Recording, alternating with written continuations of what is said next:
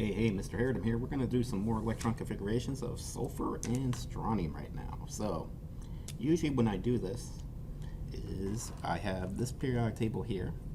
I fill out what I think are the most important groups here, which is the 1s2, 2p6, 3p6, 4p6, 5p6, 6p6, and 7p6. Okay.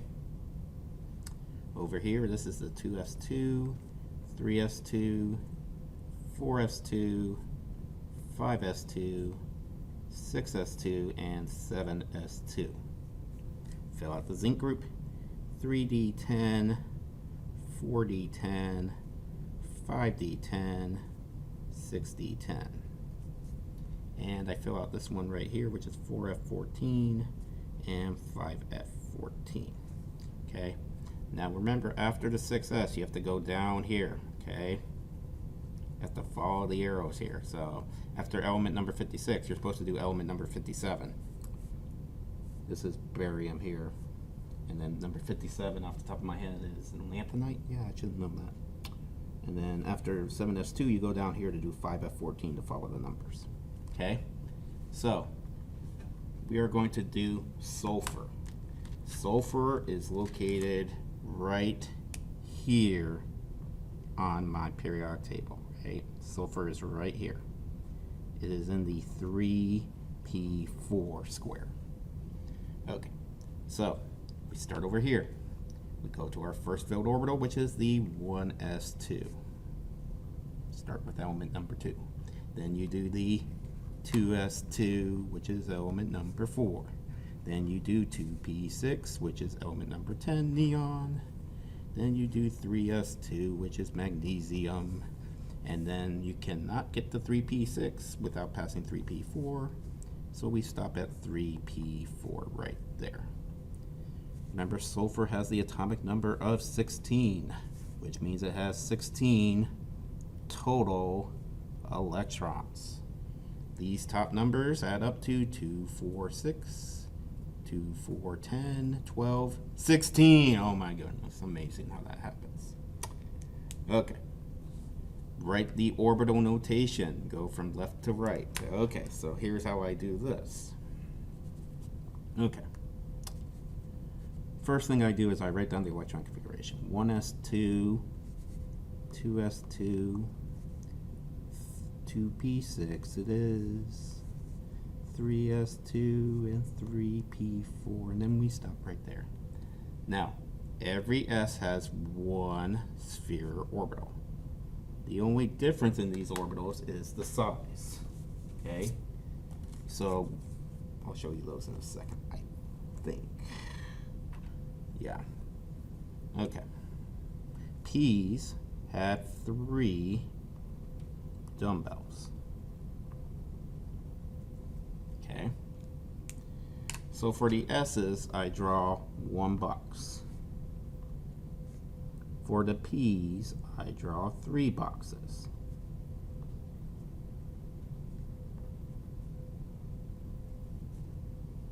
Okay. Then I put in my arrows. There are 2 arrows in the 1s2, so arrow up, arrow down. Arrow up, arrow down. Then you have to do Hund's row: up, up, up, down, down, down. And remember, I'm drawing half arrows here. Up, down, up, up, up, down for the last one, because you have to follow Hund's row. You can't go up, down, up, down. No. You have to go up, up, up, down, down, down, bing, bing, bing, bang, bang, bang. That's how you have to fill your electrons here. Okay. What are the highest energy electrons here? That would be the last ones written.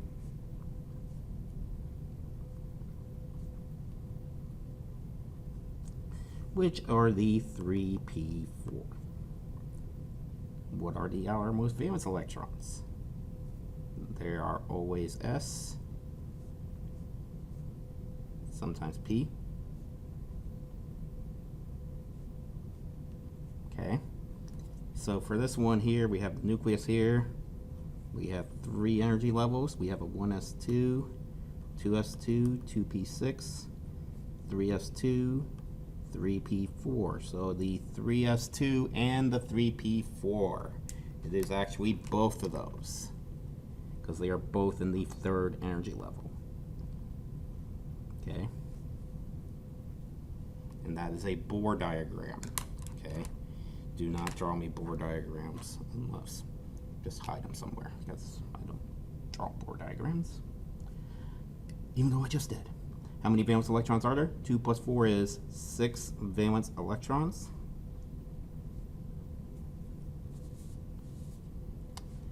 What is the most likely ion for sulfur? Sulfur is a nonmetal.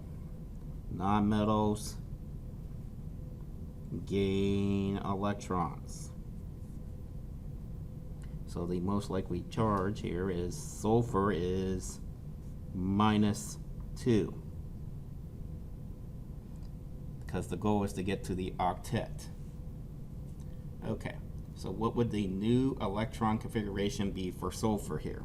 So if we're doing S-2, we are doing 18 electrons.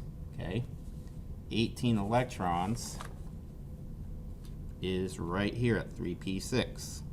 So we do 1s2, 2s2, 2p6. It is 3s2 and 3p6, because that adds up to 18. And then we stop it right there.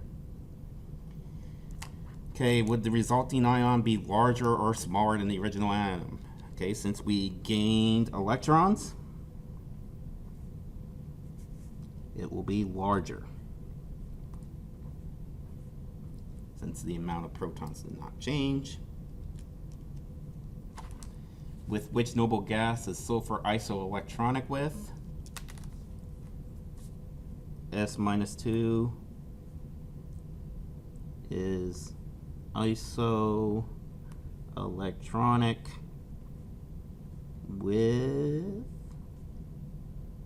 argon, because they both have 18 electrons. 18 total electrons. I guess I should put the word total here too. Okay. Next we're going to do strontium. Oh, look, I got a new blank periodic table. How convenient.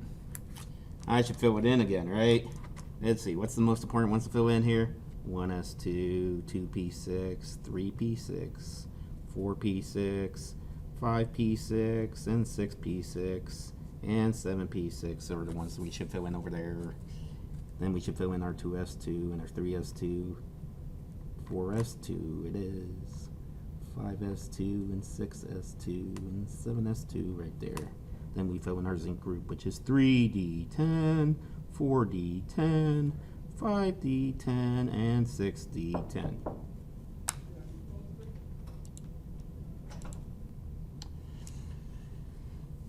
Then we have 4f14 and 5f14. Remember, after the 6s, you have to go down to the 4f group. After the 7s, you have to go down to the 5f group. Okay? Now, we are going to be doing the electron configuration for strontium. Okay? Strontium is Sr. It is number 38, which means it has 38 total electrons. So when we are looking at our periodic table here, see if I can get this on the screen. No, not quite. Try this way. So we're going to go down to number 38 is right here on the periodic table. Okay? So we have to start with the lowest energy first, because that's what the off-ball principle says. And we're going to do 1s2, 2s2, 2p6 it is, 3s2, and 3p6. Then comes the 4s2. Then the weird one! 3d10. Dun, dun, dun. Because you would think, yeah, the numbers change. Yeah. 3d10. So now we're at element number 30. Now we get to element number 36, which is 4p6. And then we end up with 5s2. Okay, that is our electron configuration. All those top numbers add up to 38. Now we are going to do the orbital diagram. How do we do the orbital diagram? We write down the electron configuration again. 1s2, 2s2, 2p6 it is. Notice I'm putting some space between these so I can put my orbitals. 3s2, 3p6, then comes the 4s2, then the weird one, 3d10, 4p6, and 5s2. Okay. S's, there is just one sphere. The only difference between the 1s and the 2s is they get bigger. There's more distance from the nucleus and the 5s2 than the 1s2. P's, there are 3 dumbbells.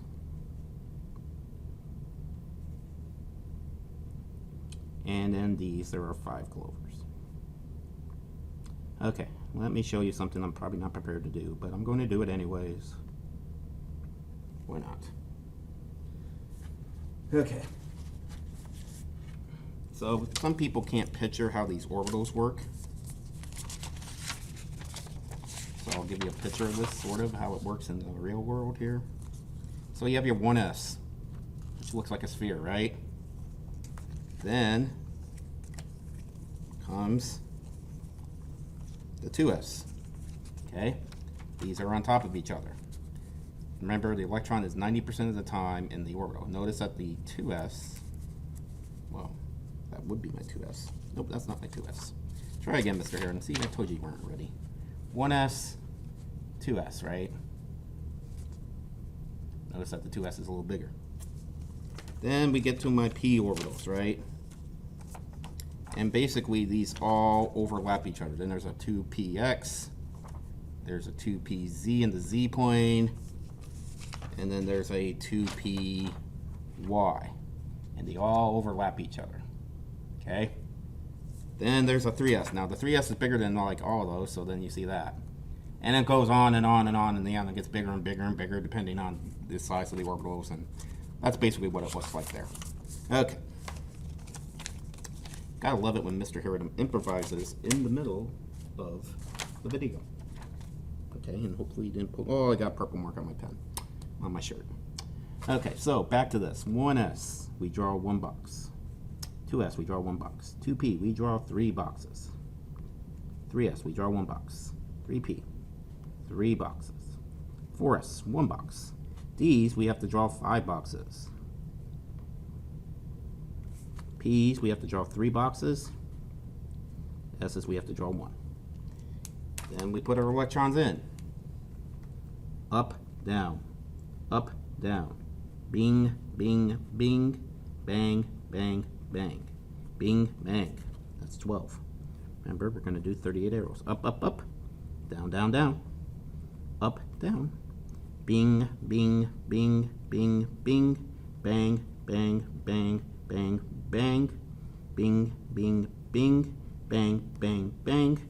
5s2, bing, bang. There we go. That's what the orbital diagram looks like for strontium. What are the highest amount of electrons? These are the last ones written.